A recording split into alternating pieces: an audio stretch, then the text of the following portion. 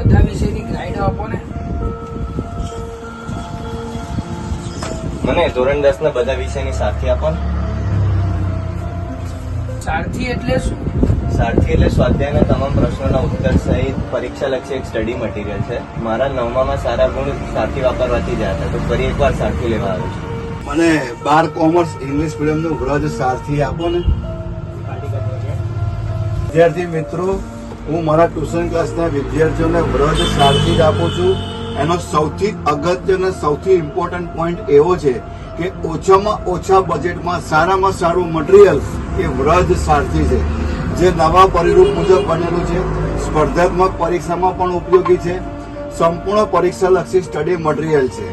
બોલો, વ્રજ સારથી એ જ ભણતરનો સાચો સાથી છે.